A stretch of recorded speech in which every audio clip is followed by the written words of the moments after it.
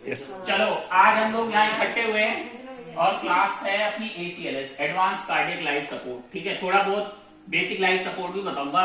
तो पहले मैं एक क्वेश्चन पूछता हूँ सबसे, बेसिक लाइफ सपोर्ट और एडवांस कार्डियक लाइफ सपोर्ट में डिफरेंस क्या है? डिफरेंस क्या है इसमें, कोई बता सकता है? बेसिक लाइफ सपोर्ट और एडवांस कार्डियक लाइफ सपोर्ट में क्या डिफरेंस है? इसमें डिफरेंस कैसे करोगे? बेसिक जो लाइफ सपोर्ट होता है वो सबके लिए होता है, ठीक है ना, कोई भी कर सकता है, ठीक है, सबको आना चाहिए, कोई वर्कर है, कोई नॉर्मल आदमी है। तो इससे क्या होता है, ये बेसिक लाइफ सपोर्ट और एडवांस कार्डियक लाइफ सपोर्ट सीखने से क्या होता है, बेनिफिट क्या है? पेशेंट की लाइफ बचा सकते हो आप, है ना, एक ह्यूमन बीइंग की जिंदगी बचा सकते हो, आपके हाथ में होती है। तो अब इसमें एक क्वेश्चन पुट अप करते हैं, जैसे ऐसा मान लेते हैं कि कोई भी पेशेंट है, वो जमीन पे लेटा हुआ है, सड़क पे लेटा हुआ है, सड़क मान लेते हैं, तो आपका फर्स्ट स्टेप क्या है? सबसे पहले तो साइड में लेंगे, साइड में लोगे पेशेंट को, सीन सेफ्टी, ठीक है। फिर उसके बाद क्या करोगे? रेस्पॉन्स कैसे चेक करोगे? कैसे चेक करोगे?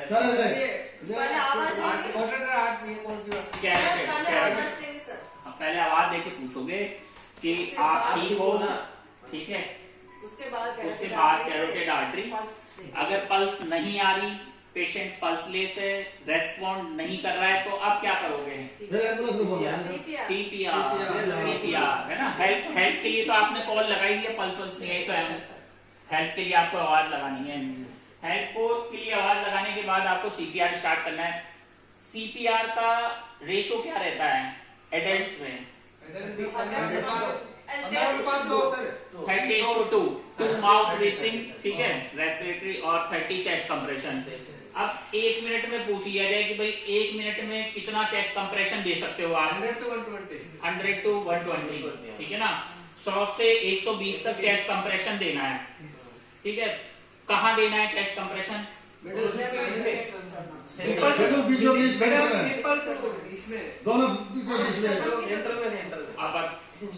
ठीक है, ये दोगे, ठीक है। चेस्ट कंप्रेशन सबको आता है देना, बेसिक लाइफ सपोर्ट सभी रेडी है। आज की क्लास तो ACLS है, पर मैं बेसिक से लेके चल रहा हूँ क्योंकि यहीं से कहानी शुरू होगी, डायरेक्ट एडवांस पे कोई नहीं आता, BLS से ही चलता है, ठीक है। अब ये हो गया चेस्ट कंप्रेशन, हमने स्टार्ट कर दिया, माउथ ब्रीथिंग स्टार्ट कर दी, उसको 2 रेसिड्यू माउथ ब्रीथिंग, ठीक है। अब मेरा एक क्वेश्चन है, जैसे पेशेंट को हम इंट्यूबेट करते हैं, फॉर एग्जांपल लैरिंजियल मास्क या फिर एंडोट्रेकियल ट्यूब, तो ये जो इंट्यूबेशन है ये BLS है या ACLS है?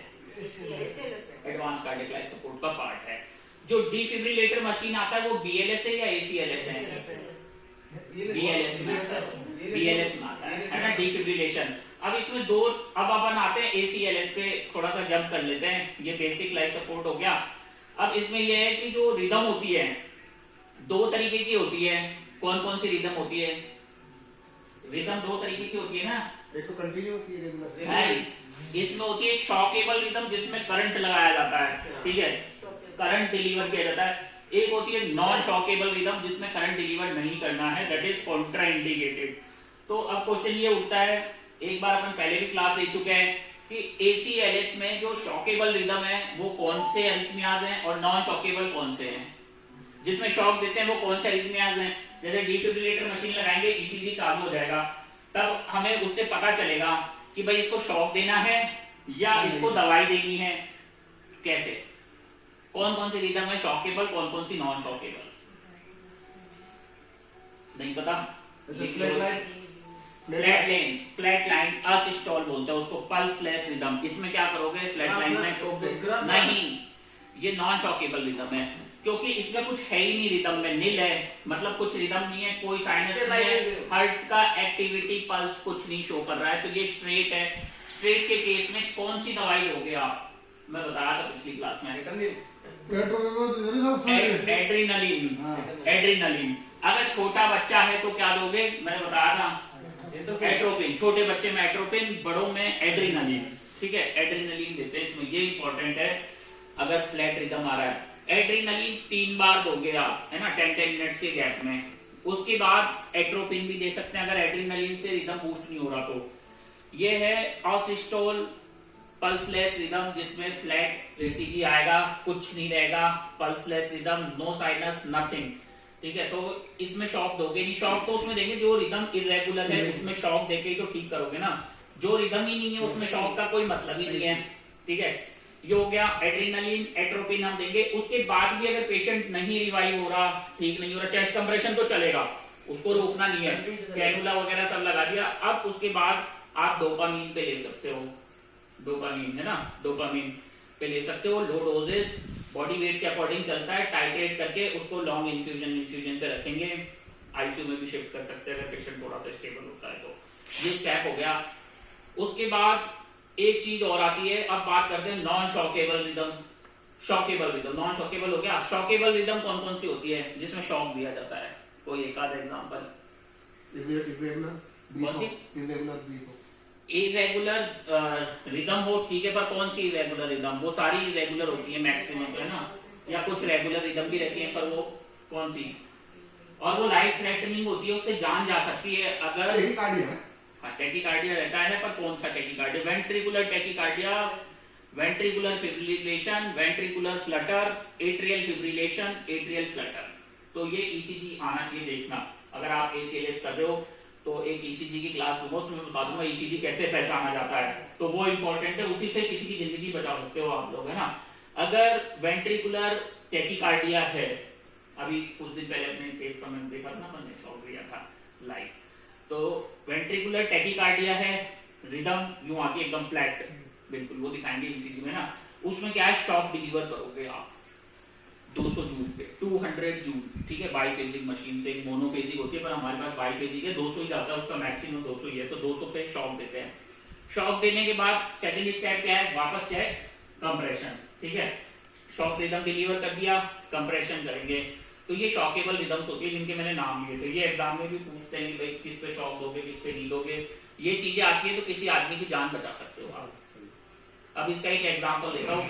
अब पहले क्या है, मैं एक क्लास में अटेंड कर रहा था, तो एनेस्थीसियोलॉजिस्ट हमारी क्लास ले रहे थे एसीएलएस की, तो वो लोग पाकिस्तान से पढ़ा हुआ था। वो उसको जब क्लास चल रही थी ना ये एसीएलएस की, उसने ध्यान नहीं दिया, तो हॉस्पिटल में एक पेशेंट कोलैप्स हो गया।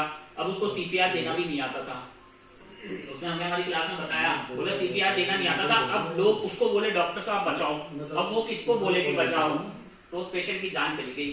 उस दिन के बाद उसने सोचा कि कोई भी क्लास अगर हम अटेंड करते हैं ना, तो आप ये मत सोचो कि वो क्लास बेकार है, उस पर ध्यान मत दो, उसको ध्यान दो, समझ लो अच्छे से। जैसे हमने पिछली बार ये सारी चीजें बताई थी, आज किसी को याद नहीं है, तो अगर आप ये चीजें याद रखते हो ना, तो इस चीज को ये मत सोचो कि क्लास है मेरे को रटना है या कोई एग्जाम निकालना है, नहीं। हमेशा ये सोचो कि मैं इसको क्यों कर रहा हूँ, क्यों पढ़ रहा हूँ, क्यों जान रहा हूँ। अगर आज जानोगे तो किसी की जिंदगी बचा लोगे, वरना देखते देखते जिंदगी चली जाती है, ठीक है ना, लाइफ खत्म हो जाती है।